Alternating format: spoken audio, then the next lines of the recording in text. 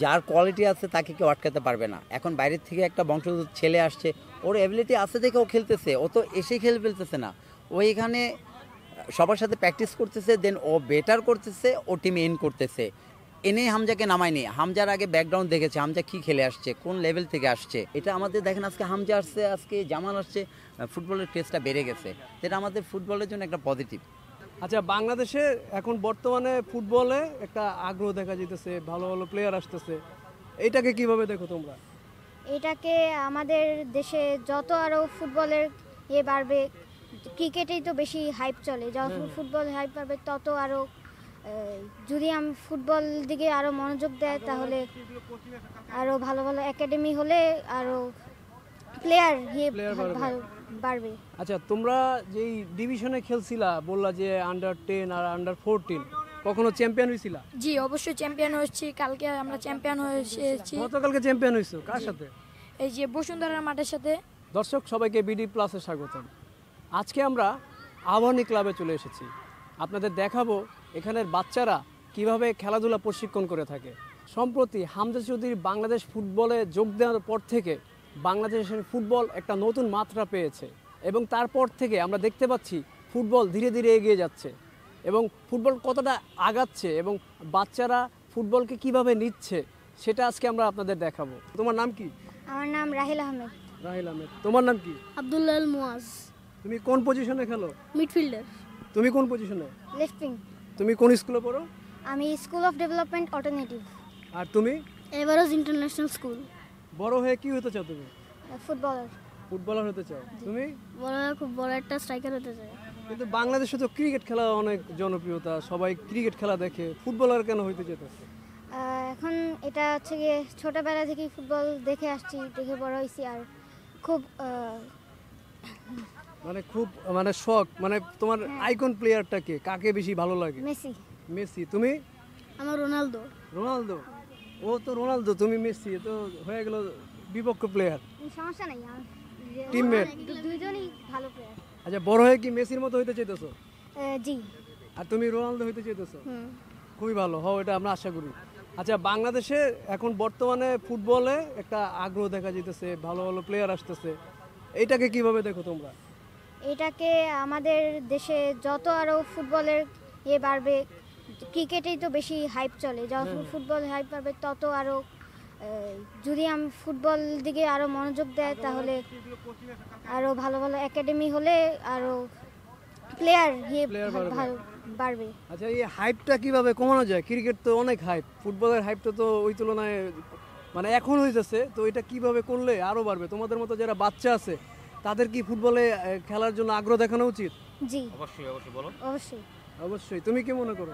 হ্যাঁ, আমি অবশ্যই মনে করি। আমার খুব ইচ্ছা যে এদের মতন আমি ক্লাবে এসে অনেক শিখবো, কারণ আমার তো সবসময় এই জায়গায় আসা সম্ভব হয় না, এর জন্য তাও একটু বাসার কাছে এটা বলে আমি প্রতিদিন আসতে পারি। এখন আমি ছোটোবেলা থেকে এখন ফুটবলে খুব আগ্রহী, এর জন্য আমি এই জায়গায় সবসময় আসি। তো তোমার নাম কি? মাইমুল ইসলাম মাহিম। আর তোমার নাম? মোহাম্মদ ইয়াসিন আরাফাত। আচ্ছা, ফুটবল খেলতে কেমন লাগে? খুবই ভালো লাগে। তোমার? খুবই ভালো লাগে। ক্রিকেট খেলো না? নো। তুমি খেলো না? ফুটবলে আসক্ত। কেন ক্রিকেট কেন খেলো না? ক্রিকেটে মনে করেন একটু আগ্রহ নাই। আমি ছোটোবেলা থেকে ফুটবল খেলা দেখে আসছি, খেলা আছি, তাই ফুটবলে বেশি আসক্ত। তোমার? আমি ছোটোবেলা থেকে দেখে আসতেছি, ফুটবলে আমাদের ভালো লাগতেছে, আমি ছোটোবেলা থেকে খেলতেছি ফুটবল, আমি ফুটবলে আগ্রহ হয়ে রয়েছি।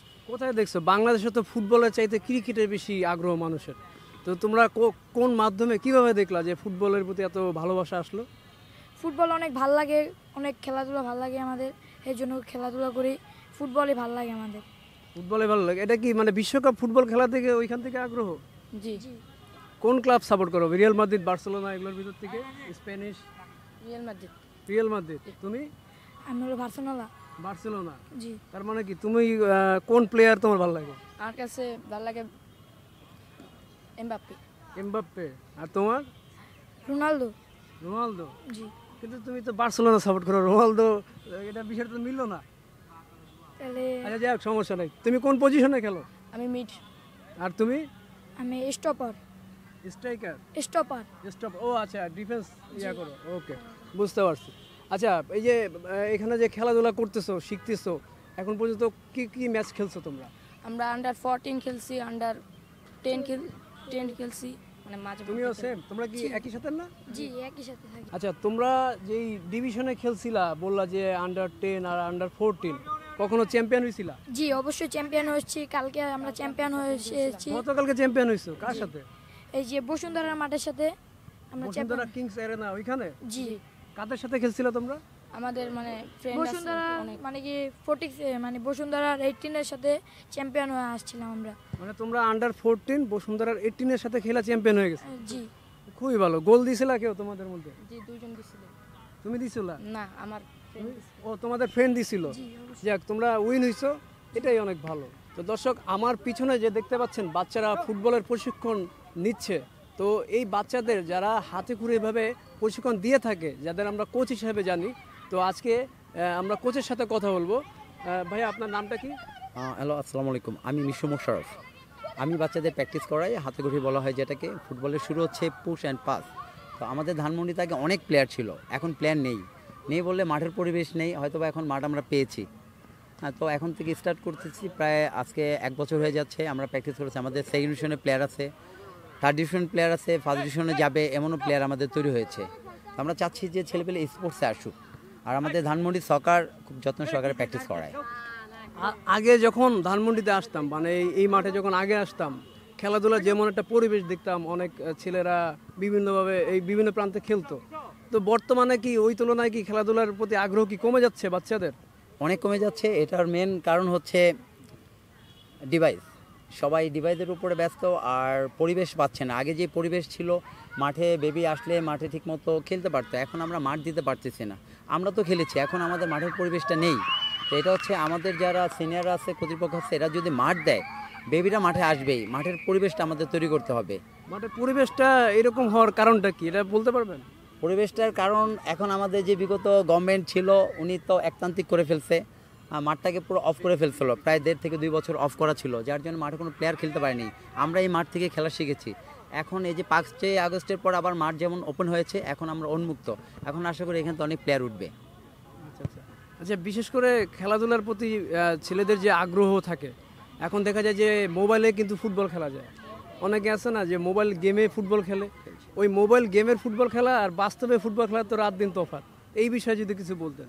মোবাইল তো ওইটা ডিভাইস, ওইটা তো ফোকাস থাকবে চোখ, এতে হচ্ছে বডির অনেক ক্ষতি হবে, ভালো কিছু হবে না। আর যেটা ফিজিক্যাল, মাঠে আসবে, সে ওয়ার্ক করবে, সে রানিং করবে, তার বডি অ্যাক্টিভিটিস বাড়বে, তার রোগ প্রতিরোধ প্রিভেন্ট তার ভালো হবে, তার ক্ষুধা লাগবে।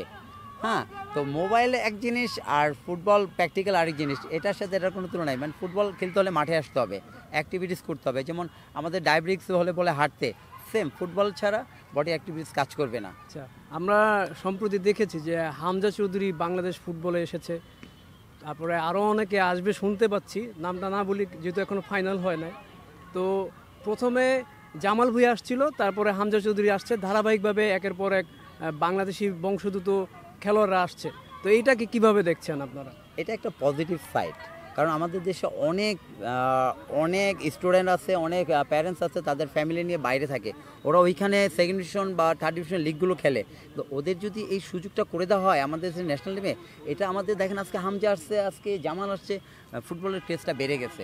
এটা আমাদের ফুটবলের জন্য একটা পজিটিভ, সবসময় পজিটিভ, আরও হয়তো বা আসবে।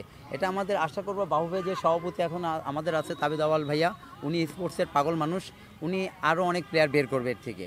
আর আগে যে কন্টিনিউ লিগটা ছিল না, পাইনার থেকে অফ ছিল, এখন যে পাইনার স্কুল লেভেল শুরু করছে, আশা করি আরও অনেক প্লেয়ার তৈরি হবে ডে বাই ডে। যার কোয়ালিটি আছে তাকে কেউ আটকাতে পারবে না। এখন বাইরের থেকে একটা বংশোদ্ভূত ছেলে আসছে, ওর এবিলিটি আছে দেখে ও খেলতেছে, ও তো এসেই খেলে ফেলতেছে না, ও এখানে সবার সাথে প্র্যাকটিস করতেছে, দেন ও বেটার করতেছে, ও টিমে ইন করতেছে। এনে হামজাকে নামায়নি, হামজার আগে ব্যাকগ্রাউন্ড দেখেছে, হামজা কী খেলে আসছে, কোন লেভেল থেকে আসছে। কাজী আনোয়ার যেটা বসুন্ধরা খেলেছে right back, same. Jamal Bhuiyan same league খেলে আসছে। এখান থেকে যদি বলতো যে জুনিয়র প্লেয়ার বাইরে থেকে এনে খেলেছে, ব্যাপারটা এরকম না। ব্যাপারটা হচ্ছে ও এখানে ফাইটিং করে টিমে ঢুকেছে। আর আমাদের দেশে যে প্লেয়ারগুলো ওদের সাথে যে মতের বিমত হচ্ছে, এটা হচ্ছে আমাদের ন্যারো মেন্টালিটি। আমাদের মেন্টালিটি থেকে বের হতে হবে যে আমরা টিমে, আমরা দেশের জন্য খেলতেছি, এখানে ক্লাবের জন্য না, দেশকে রিপ্রেজেন্টেট করতেছে ওরা বাইরে থেকে এসে। এতে আমাদের সবার পজিটিভ হওয়া উচিত, আশা করি। অবশ্যই পজিটিভ হওয়া উচিত, দেশের ফুটবলের জন্য তাহলে অবশ্যই মনে হয় ভালো হবে।